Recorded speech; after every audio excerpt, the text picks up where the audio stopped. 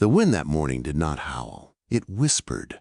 And somehow that was worse. It slid through the open barn doors and across Emily Carter's face as she stood in the yard of the farm she had called home for 7 years.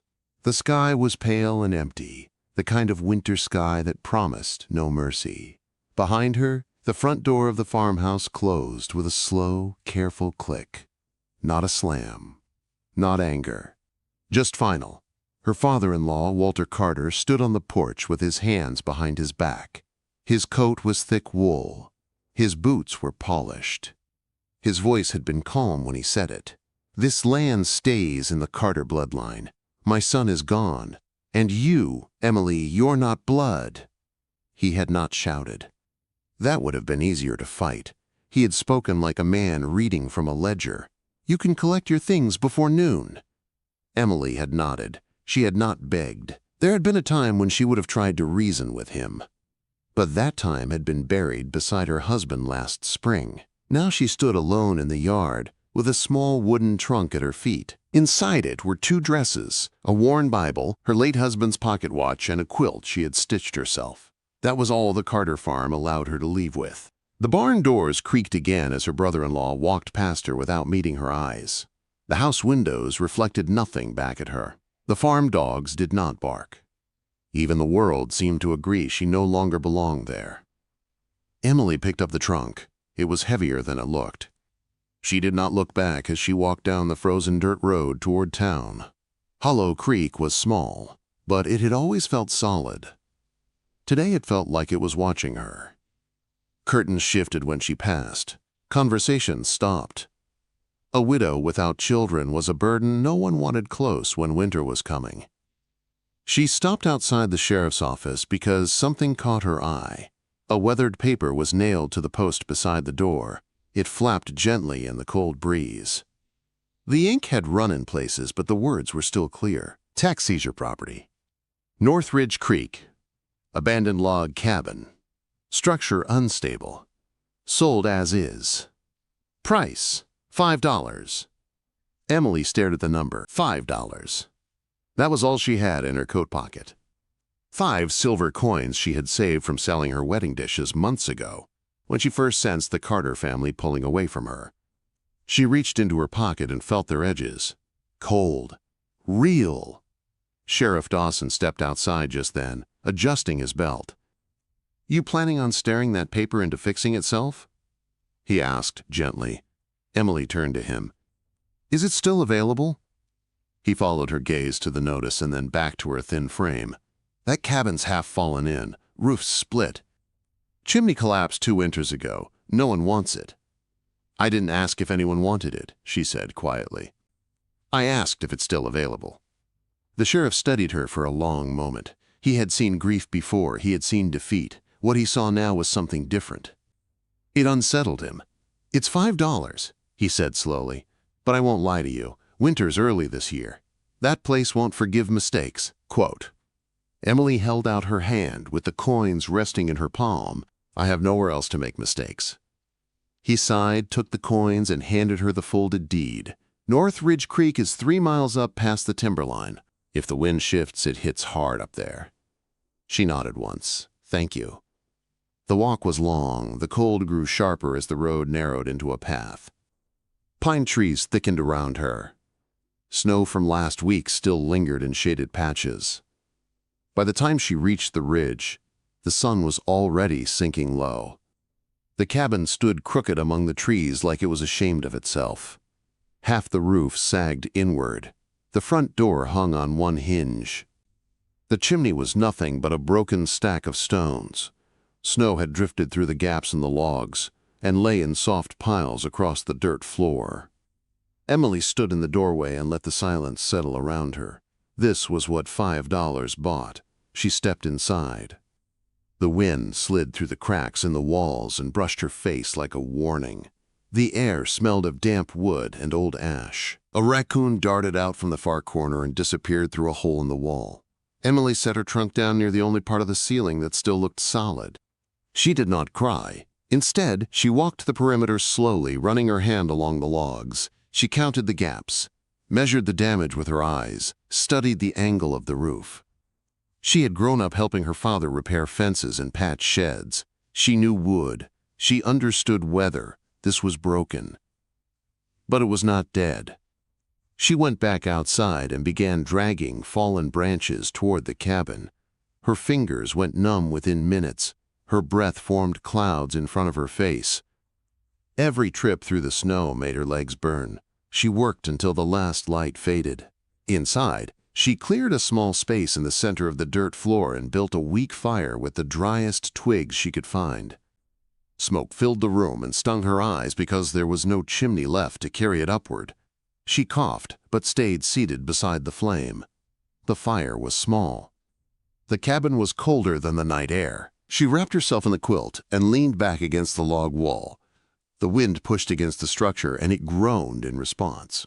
Emily closed her eyes, but did not sleep. Sometime before dawn, she heard footsteps crunching in the snow outside. Her eyes opened instantly.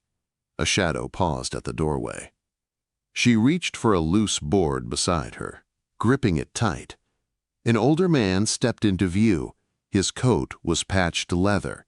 His beard was gray and thick. He carried a bundle of cut wood over one shoulder. He looked around slowly. "So you're the one that bought this place," he said. Emily stood. "Yes." He nodded once. "Name's Caleb Turner. I trap up the ridge. Sheriff said a woman moved into the ghost cabin. Didn't believe it." He dropped the bundle of wood beside her small fire. "You'll need better timber than sticks if you aim to see spring." Emily hesitated. "I don't have money left." Quote. Caleb shrugged. "Didn't ask for any."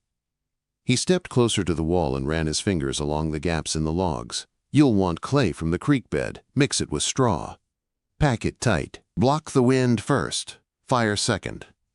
He looked at her hands, already raw from cold. "You sure you want to do this?" Quote. Emily lifted her chin. "This is mine." For the first time, Caleb gave a small, approving nod. "Then you better start at sunrise. Snow's coming again. And this ridge doesn't show mercy." Dawn came with a sky the color of dull steel. Emily had not slept. The fire had died sometime in the night, and frost clung to the inside of the logs like lace. Her breath rose in slow clouds as she stepped outside with stiff legs and aching hands. The world was silent, waiting. She walked toward the creek Caleb had mentioned. It ran thin along the ridge, half covered in ice. The top layer of clay along the bank was frozen hard, but she remembered what her father once told her. The earth protects what is beneath. She found a broken branch and began digging. At first the clay resisted. Her fingers burned, her nails cracked. But after scraping through the frozen crust, the soil turned darker and softer. She scooped it into an old tin pail she had found near the cabin. Back and forth she went. Cabin to creek, creek to cabin. Her arms trembled. Her shoulders throbbed. By midday, she had hauled 6 heavy buckets of wet clay inside. She gathered dry grass from the clearing and mixed it into the clay with her bare hands. The mixture was cold and thick. It stuck to her skin and worked its way under her nails. She pressed the clay into the wide gaps between the logs. The wind hissed as she sealed each crack, like it was angry to lose its way inside. Each filled space felt like a small victory. By late afternoon, her hands were swollen and red. Blood had mixed into the clay in places, but she kept working. Caleb returned just as the sun began to sink. He stood in the doorway, saying nothing at first. His eyes moved slowly along the patched walls. "Didn't waste time," he muttered. Emily wiped her forehead with her sleeve. "Wind was louder than I liked." He stepped closer and pushed against one of the logs. The clay held firm. "Not bad," he said. "You've got sense." He crouched near the collapsed chimney. Here's your real problem." Quote. The stones were scattered across the floor in a pile of dust and broken mortar. "You can't breathe smoke all winter. You'll choke before the cold gets you." Emily knelt beside him. "I don't know how to rebuild it." Caleb looked at her sharply. "You ever lay stone?" She shook her head once. He studied her face, measuring something. "Then you'll learn." The next morning began with stone. Caleb showed her how to clear the base, how to stack the rocks so they leaned into each other instead of away, how to use thicker clay between the seams to hold weight. "Stone listens if you place it right," he said. "Force it, and it'll fall." They worked in silence for hours. By the end of the day, a short but sturdy chimney base stood where the rubble had been. Emily stepped back and stared at it. It wasn't perfect, it wasn't pretty, but it stood. Caleb wiped his hands on his coat. "You'll need a cap before the heavy snow," he said. "I'll bring scrap tin tomorrow." "Why are you helping me?" Emily asked quietly. He paused at the doorway. "Because winter doesn't care who you are, and neither do I."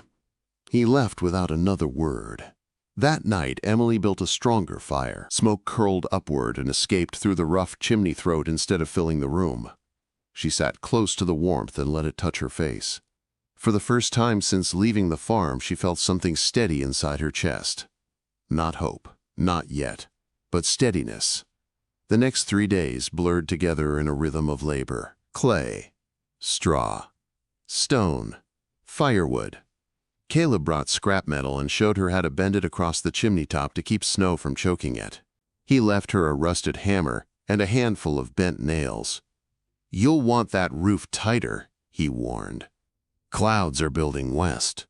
Emily climbed onto the roof the following morning. The board shifted under her weight. One wrong step could send her through. She worked slowly, using salvaged planks she found stacked behind the cabin. She hammered nails into the strongest beams she could reach. She dragged old canvas sacks up the ladder and stitched them together with thread from her sewing kit. Her fingers were better with a needle than a hammer, but she used both. She layered the canvas over the thinnest spots and weighed it down with flat stones. The wind tugged at her work, testing it. She refused to let it win. On the 5th evening, as she climbed down from the roof, she saw smoke rising in the distance. Town smoke. Thicker than usual. The air felt different. Heavy. Caleb appeared again just before dark, his jaw tight. "Storm's coming fast," he said. "Faster than forecast." Emily looked at the sky. The horizon was no longer steel. It was dark purple and closing in. "How bad?" she asked. He held her gaze. "Bad enough." They hauled the last of the firewood inside together. Caleb checked the chimney once more. He pressed his palm against the chinking along the walls.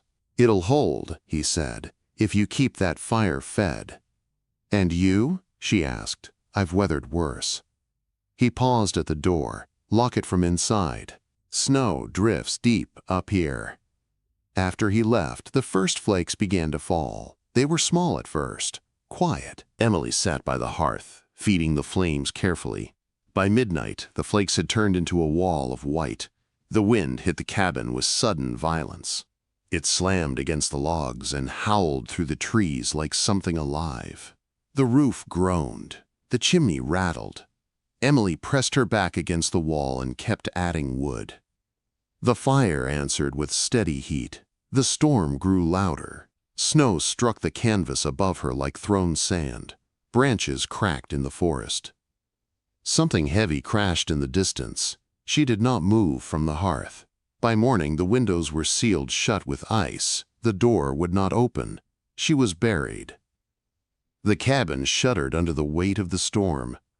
Then came a sharp crack above her head. Emily looked up.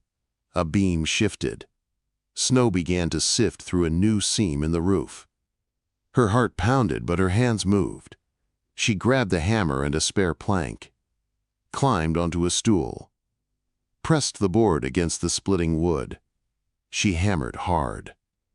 Each strike echoed like gunfire inside the cabin. The crack sealed.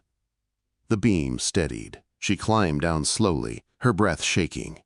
"Not today," she whispered into the roar outside. The storm did not answer. It simply kept coming. The storm did not end the next day. It did not weaken. It did not tire. For 2 nights and 2 days, the wind attacked the ridge without rest. Snow buried the windows. The world outside disappeared into white noise and darkness. Emily lost all sense of time, except for the slow burn of wood turning into ash. She fed the fire carefully, one log at a time, Never too many, never too few. The stones of the rebuilt chimney held heat like living things. When the flames dipped low, the stones still breathed warmth back into the cabin. By the third morning, the wind had changed. It was no longer screaming. It was groaning, a low, heavy sound that felt like the earth itself was straining. Then came the crash. The cabin shook hard enough to throw Emily sideways. Something massive struck the roof. The canvas snapped tight. The nails screamed in protest. For one long moment she thought it would collapse. Snow spilled through a thin crack near the corner beam. Cold air rushed in like a blade. Emily scrambled to her feet. She dragged a stool beneath the leak and climbed without hesitation. Her hands were stiff. Her fingers barely obeyed her. She pressed her palm against the crack. The wood was bending. She grabbed the hammer again. Each strike sent vibrations through her arms and into her teeth. The beam groaned, but it held. The planks sealed the gap. She climbed down slowly and stood still in the center of the cabin, listening. The storm continued, but the roof no longer shifted. She sank beside the hearth and stared at the fire. "You won't take this?" she whispered. Sometime near dawn, the silence came. It arrived all at once. No wind, no groan, no hiss of snow. Just stillness. Emily rose carefully and pushed against the door. It did not move. Snow had packed against it solid. She found the iron skillet and began digging at the lower edge of the frame. The snow was dense, almost like stone. It took nearly an hour to carve enough space to force the door open a few inches. Light burst inside. She dug harder. Finally, she squeezed through and stepped out onto the ridge. The world was unrecognizable. Snow stood shoulder-high in places. Trees had snapped in half. The creek had vanished beneath a thick white blanket. The sky above was clear and sharp blue, like nothing had happened. Emily turned slowly toward the valley where Hollow Creek sat. Her breath caught. From this distance, she could see broken rooftops. One entire structure had collapsed inward. Smoke did not rise from the center of town. The general store's roof was gone. The church steeple leaned at an angle that did not look safe. Figures moved in the distance, small and slow against the snow. She saw a line forming along the lower path. People were climbing the ridge. They moved carefully, bundled in whatever they could find. At the front walked Sheriff Dawson. Behind him was Caleb. And farther back, walking stiff and slow, was Walter Carter. They reached the clearing near her cabin close to noon. Up close, the damage was worse. Sheriff Dawson's coat was torn. His face was gray with exhaustion. "The town hall gave in," he said, breathing hard. "Store roof collapsed. Boarding house lost its chimney. We've got children and old folks freezing." Emily looked past him at the group. Mothers clutched babies wrapped in blankets. Two older men leaned heavily on each other. A young boy's hands were red and swollen from cold. Walter Carter would not meet her eyes. Sheriff Dawson swallowed. "Your chimney's standing," he said quietly. "We saw the smoke." Emily felt the weight of every word her father-in-law had spoken days ago. "There's no place for you." She turned and looked at her cabin. The patched walls, the sealed roof, the chimney rising strong against the sky. It stood when stronger buildings had fallen. She stepped aside and opened the door wide. "Bring them in," she said. No one argued. They moved quickly, filing into the small space. The cabin filled with the sound of boots scraping and soft crying. Emily guided the children closest to the hearth. She directed the elderly to sit against the warmest wall stones. Caleb closed the door behind them and nodded once in quiet approval. Walter Carter stood near the entrance, his fine wool coat now dusted with soot and snow. He looked around at the repaired walls. "You fixed it," he said slowly. Emily knelt beside the fire and added another log. "Yes." For the next 2 days, her cabin became the heart of Hollow Creek. Emily rationed her small sack of grain into thin porridge. She melted snow in the skillet and passed tin cups from hand to hand. She gave up her quilt for the youngest child. She did not rest. The chimney breathed steady heat. The clay held firm. The roof did not shift again.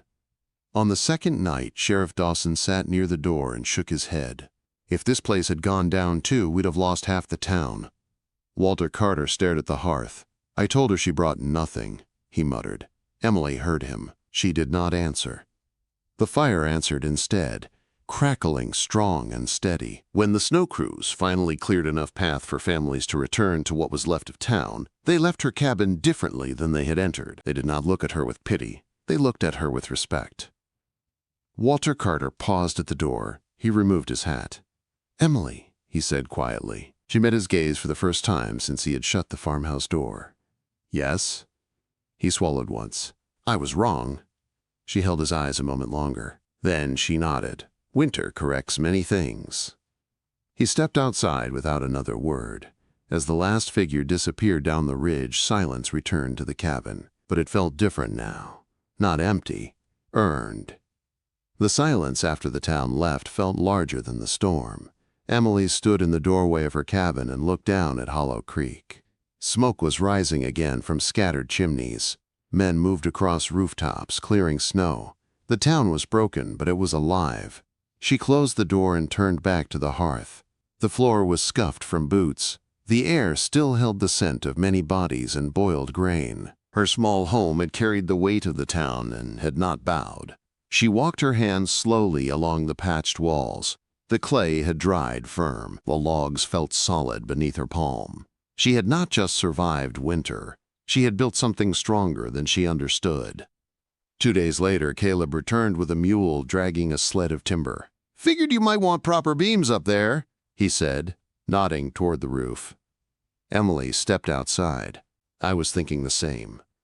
They worked side by side again, replacing the weakest boards with thick pine planks from the ridge. Caleb cut clean angles. Emily measured carefully before driving each nail. Word traveled fast in small towns. By afternoon, 2 young men from Hollow Creek climbed the path. "Sheriff says you know how to seal logs so they don't split," one said, rubbing the back of his neck. "Our barn didn't make it through." Emily studied them. "You bring clay?" she asked. They shook their heads. "Then you're not ready to learn," she replied calmly. They looked embarrassed, but hurried back down the path. The next morning they returned with 2 sacks of creek clay and bundles of straw. Emily showed them how to mix it thick, how to press it deep so the wind could not find a seam. "Don't rush it," she said. "Wood needs to breathe, but not too much." They listened carefully. By the end of the week, 3 more men came, then 4. The ridge that had once felt like exile now felt like a workshop. Walter Carter arrived one evening carrying a crate. He set it on the porch without speaking. Inside were brass hinges and a polished latch. "For your door," he said finally. "Store inventory." Emily lifted one hinge in her hand. It was heavy and smooth. "You rebuilding the store?" she asked. He nodded. "We are." He hesitated. "I'd like you to look at the framing when we start." She held his gaze. "I charge the same rate for everyone." A faint smile touched his face. "That's fair." He left the crate behind. Emily installed the hinges herself that night. The door no longer sagged. It shut with quiet strength. Weeks passed. Snow began to melt along the creek edges. Mud replaced ice. The ridge no longer felt like the edge of the world. One afternoon, a rider in a dark coat approached the cabin. He was not from Hollow Creek. His boots were polished. His coat was city-made. He carried a leather case under his arm. He dismounted slowly and looked at the cabin from base to roof. "You Emily Carter?" he asked. "Yes." He tipped his hat. "My name's Samuel Grant, Territorial Office out of Denver." Emily folded her arms. "What does Denver want with North Ridge?" Samuel glanced at the chimney, then at the solid roofline. "We received reports," he said. "Cabin that survived when newer structures failed." Sheriff Dawson sent word. Emily felt Caleb step quietly out of the workshop behind her. Samuel opened his case and pulled out folded papers. "Government plans to build a supply outpost between Hollow Creek and the Northern Pass. We need someone who understands this land. Soil, timber, wind patterns." He looked at her directly. We need structures that hold. Emily said nothing. You'd be compensated monthly, he continued. Consulting position. You'd oversee the design of buildings meant to last.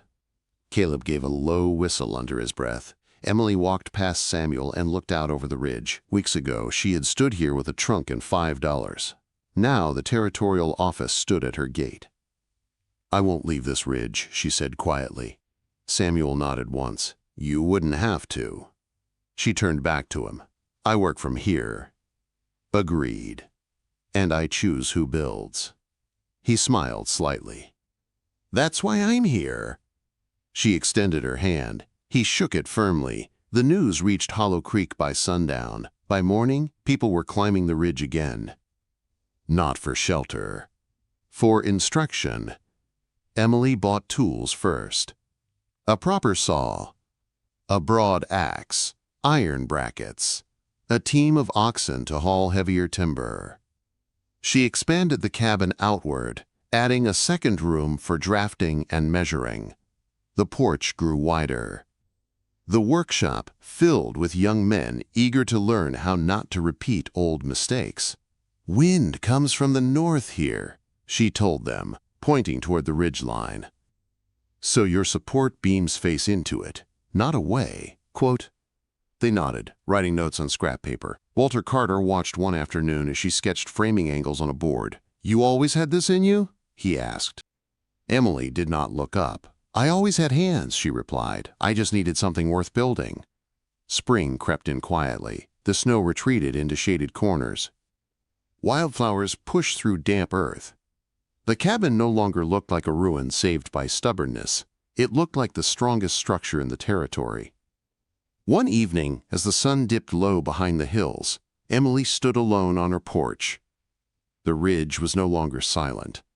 Hammers echoed in the valley below. New beams rose where weak ones had fallen. Smoke lifted steady from chimneys rebuilt with stone and clay. Her $5 cabin had changed more than her life. It had changed the town. Summer arrived gently on the ridge. The wind no longer bit. It moved through the trees with a low hum, carrying the scent of pine and fresh-cut timber. Emily stood at the edge of her porch and looked down at Hollow Creek. The town did not look the same. New roofs angled sharper against the sky. Chimneys stood thicker and wider. Barns had deeper foundations. The buildings no longer leaned on hope. They stood on planning, and much of that planning had begun on her porch. The government outpost rose slowly north of town, built with stone footings and reinforced beams that faced into the wind instead of away from it. Men who once dismissed her now waited for her word before setting a nail. She did not demand authority. She earned it. One afternoon, Samuel Grant returned with new documents. The outpost is nearly complete, he said. Denver's impressed. Emily wiped sawdust from her hands. Good. He hesitated. There's talk of expanding west. They want you overseeing multiple sites. Emily looked at the cabin walls, now solid and warm in the summer sun. She looked at the ridge she had once climbed alone with a trunk and 5 coins. My work is here, she said calmly. Samuel nodded. I thought you'd say that. After he left, Walter Carter climbed the ridge once more. He walked slower than before. Pride no longer guided his steps. Humility did. He removed his hat at the gate. The store's ready for framing, he said. We start tomorrow. Emily leaned against the porch post. You've got the lumber? Yes. The stone base? Done. She studied his face. And the roof pitch? He gave a faint smile. Facing north. She nodded. I'll be there at sunrise. The next morning, the entire town gathered along Main Street. Where the old general store once stood weak and tall, a new frame rose strong and steady. Walter handed Emily the first hammer. She did not hesitate. Her strike echoed across Hollow Creek. Each beam set into place carried the memory of that storm. Of broken rooftops, of children shivering, of a cabin that had refused to fall. By late afternoon, the skeleton of the store stood firm. Walter stepped beside her. You could have turned us away, he said quietly. Emily looked at the frame rising against the sky. I could have, she replied, but you didn't. She held his gaze. Strength isn't proven by shutting doors. He swallowed once and nodded. That evening, as townsfolk headed home, a small group lingered near the ridge trail. Mothers with baskets, farmers with tools, young men carrying lumber. Caleb stood at the back, arms crossed, watching quietly. Sheriff Dawson stepped forward.